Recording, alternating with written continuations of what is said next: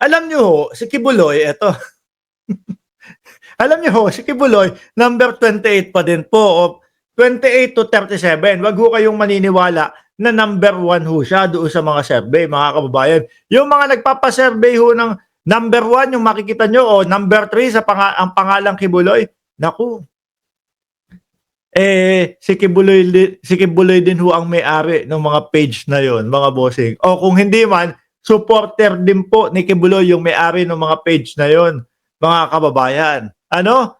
Ang katotohanan no, doon sa mga talagang legit na nagpapasurvey, pang number 28 hanggang 37 yung posisyon ni Kibuloy sa pagka-senador, mga bossing. Ano nga ba ang gagawin daw ng isang Apollo Kibuloy kapag ka naluklok sa pwesto? Pero ako naniniwala ho ako nung sinabi ho to ni Boss Buloy, mga bossing, no? Nung sinabi ho ni Buloy to, mga kababayan, presidente ang kanyang target. Eh syempre, uumpisahan yan sa pagkasenador. O siguro wala lang choice, mga bossing, kaya dahil midterm election pa lang.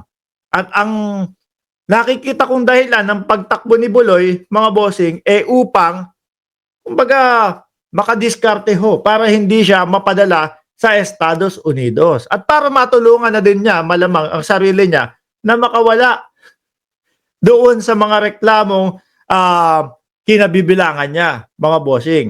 O, bilang presidente, ano po ba ang plano ni Kibuloy sa Pilipinas? Kasi ito, naniniwala ho ako, pagka-presidente ang target niya nung sinabi niya to eh. Hindi naman kaya ng isang senador lang po yung ganitong mga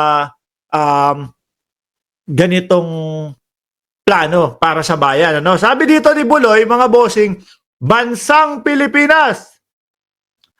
Kausap po tayo ni Buloy, ha? Kaya makinig ho kayong lahat.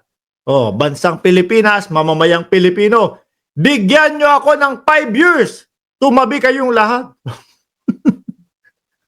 Parang alam na alam yung gagawin, ano? 5 years. Ibigay nyo sa akin. Oh, walang makikialam, walang magsasalita, walang advisor. Ako ang gagawa nito. Oh. Parang ito din yung ano, sinabi ng dating Pangulong Duterte, no? Bigyan niyo ako ng 6 months, ubos ang pinagbabawal na gamot sa Pilipinas. Oh, ha? Biruin nyo. Kay Buloy naman, no, mga bossing, bansang Pilipinas, bigyan nyo ako ng 5 years, tumabi kayong lahat. Bigay nyo lahat, sa kamay ko ang pera. Diyos ko lang. Pondo agad. Ang pinag-uusapan, pondo agad, ang target ni Buloy, mga bossing. Oh, bigyan nyo ako ng 5 years, tumabi kayong lahat, bigay nyo lahat sa kamay ko ang pera. Kukuha ako ng mabubuting tao katulad ko. Mapapatunayan mo na mabuti kang tao, Buloy, kapag ka nailabas mo yung sarili mo diyan sa sitwasyon na kinalalagyan mo. Pero hanggat nandyan ka at hindi tapos ang mga hearing at hindi ka pinapalaya at hindi ka pinapawalang sala, iba ang nasa utak namin. Hindi ka mabait. O di ba? Ganun kasimple ho yun. Pag nailabas niya ang kanyang sarili at napatunayang walang sala si Buloy, mga kababayan, doon uumpisa, tatakbo sa utak ko, mabait pala talaga tong si Buloy. O, di ba? Pero sasabihin mo, kukuha ka ng mabubuting tao na katulad mo, sino maniniwala sa iyo? Kay OJC. O yun, pwede pa ho. No? O yung mga vlogger mo, yung mga host mo ngayon, diyan sa Semenay, no? Semenay. wala na yung Semenay, no? Kakaunti na lang ho yung nanonood sa Semenay. Kukuha ako ng mabubuting tao katulad ko. Ipaplano ko buong Pilipinas mula Luzon, Visayas, Mindanao. 5 years. Superpower kayo. Biruin mo yung mga pinag-iisip ni Buloy, no? Parang ganun lang ho kadali. Ang nakakatakot ho, mga boss, unang tumatakbo sa isip ni Buloy, yung yung pondo ng bayan. Bigay nyo sa aking lahat, ako didiskarte. Buloy, baka naman ha, Baka pagdating ng panahon, kunyari, o sabihin natin, naging residente ka ng Pilipinas. Ay, hindi. Residente naman ho talaga ng Pilipinas yan si Buloy eh, no? Hindi nga lang presidente. Residente, o sabihin na natin, residente ka ng Pilipinas. Ipinagkaloob namin ang lahat ng pondo. Ah, baka naman sasabihin mo sa amin, lahat confidential fund ha? Lahat hindi na kailangan ipaliwanag. Saan naman tayo? Usapang ekonomiya naman. Saan naman tayo babawi o paano natin iaangat ang bansang Pilipinas para po kumita? Baka ang gawin po ni Buloy, mga kababayan, magpatinda ng OTAP. Mga kalalakihang Pilipino, magtinda kayo ng OTAP sa kalsada. Tapos yung mga above naman, yung mga kababayan nating babae. Kayo naman, magtatayo ako ng massage parlor kada sulok ng Pilipinas. Baka ganun ang plano ni Buloy, mga boss. Di ba?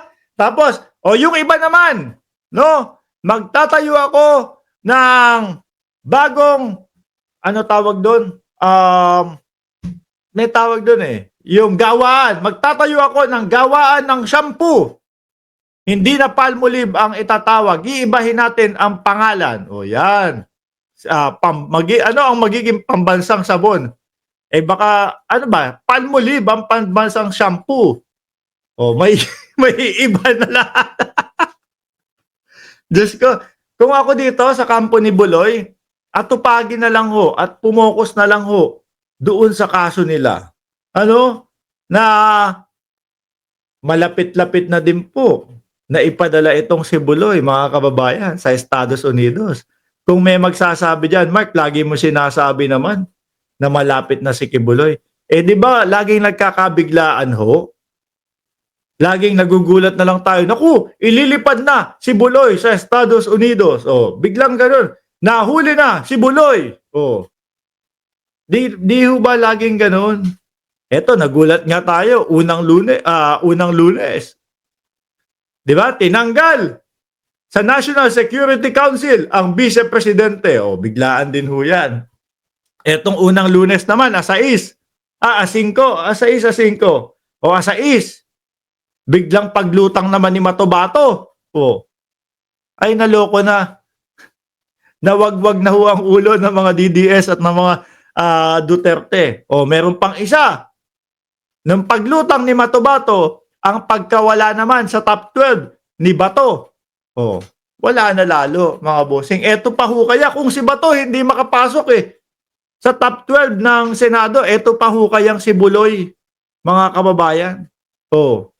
Ang mas maigi, tumakbo na lang ho talaga ng pagkamayor si Buloy doon sa loob ng selda, doon sa loob ng oblo. Mas kapanipaniwala pa po yan na magna-number 1 siya diyan kesa sa pagka-senador ho, mga bossing. Kasi yung pinapalabas po nila, ibinabalita nila sa Semenay, mga kababayan, yung pinapalabas nila, number 1 si Apollo Kibuloy sa mga survey. Doon po sa Semenay, naku po, sila lang din po ang may-ari nun. Sila lang din po ang naglolokohan, mga kababayan.